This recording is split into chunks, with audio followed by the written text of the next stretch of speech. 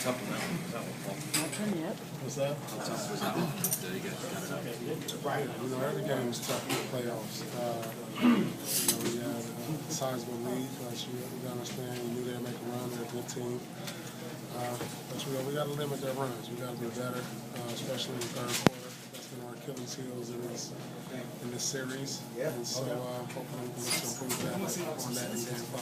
How big of a concern was it going into overtime with the foul trouble that you guys were in? Well, yeah, I think that really got them back in the game. We fouled, sent them to the free throw line. We tried to put most of the guys on Melo, different guys on Bell. When you play the aggressive D like that, I thought we defended well for most of the night to the third quarter. We just got to limit our fouls. One, when we send them to the free throw line, it stops the clock and it gives them points without the clock moving. It gives them a chance to get back in the game. So we got to do a better job at limiting our fouls. Paul, how important was it to get Kevin going offensively in the second half, and then also his rebounding presence all night? Yeah, that's what Kevin has been bringing us when he's out there, when he's not in foul trouble. But I thought we did a better job of making an effort of going to him. Sometimes we forget about him in the offense. We get too perimeter orientated, taking a lot of jump shots. But Kevin, he's on bread and butter down in the post. And we got to give it to him and play inside out. Most of the time when we get the ball to Kevin, good things are going to happen. In the last play in regulation, was that really designed to pick and roll for him to get that shot? Yeah. Definitely. First it was Jeff.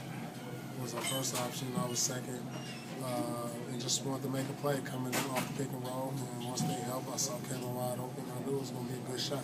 I have unbelievable confidence in him as a player, and I'll make that play every time. Paul, just after he wasn't sure why it took so long to get this intensity going. Was it just a fast start today, or do you kind of wonder why it took so long to?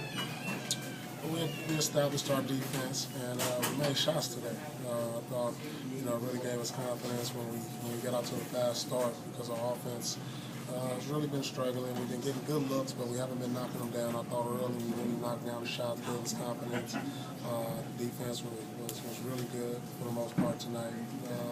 So hopefully this is something we can build on. You've never worried about missing shots. You've always been able to put it behind you. You've always been like that. So how do you impart that to these other guys? That, hey, you missed 3, you come out the next time, you take 3 more. Just got to continue to talk to them, but it's got to be the right guys. You got to have a mindset. I think got to continue to install confidence in these young guys. Understand, it's a bigger stage and a lot of these players have played on. Jet understands it, I understand it, Kevin understands it, but a lot of these other guys don't have that type of experience we have. So you just got to keep talking to them, getting them through. Paul, how tired are you after playing 50 minutes? What's that? How tired are you after playing 50 minutes in that kind of a game? Pretty tired. How good was it to win that one when a lot of people was already talking about next season or sweep or whatever? Feels good. How about Jason there in overtime and really sealing it? We're going to get him going and going forward in the series. Oh, definitely. Jet has proved to be a big-time performer in big stage situations. Down the stretch, he really opened up the game. That huge 3 hitting transitions, a 2-point pull-up. And Jet, that's pretty much what he's been his whole career. We just got to continue to look for him in those situations. He's got to be our X factor. Guys are going to load up the meeting, they're going to load up the cabinet. He's got to be our X factor, and we depend on them for that. Are you surprised? They've been doubling, tripling every time you get the ball in the post. They didn't do that so much in the first half. They let you get off a little bit, I thought.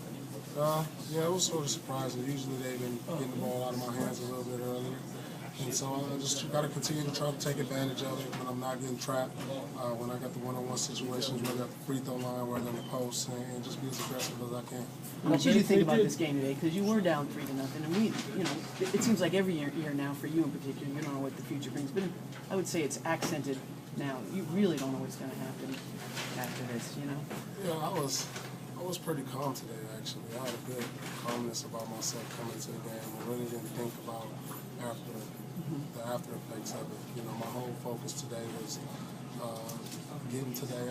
I've already called some friends in New York, telling them I'll be out there for dinner. Yesterday, actually.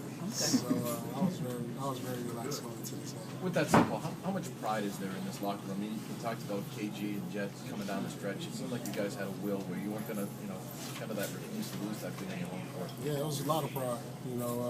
Us as the captains of the team, we got to install in these guys, and I thought, the attitude you saw before the game, you knew we was going to come out, with the force we did today, and we carried over into the game. And this crowd, you got to give a hand to this crowd. They really gave us a boost. Every time I look up there, it's just like you feel it, you see it, you hear it. It's just too much pride when you look around at the banners, the crowd, and everything going on with Boston Celtics history.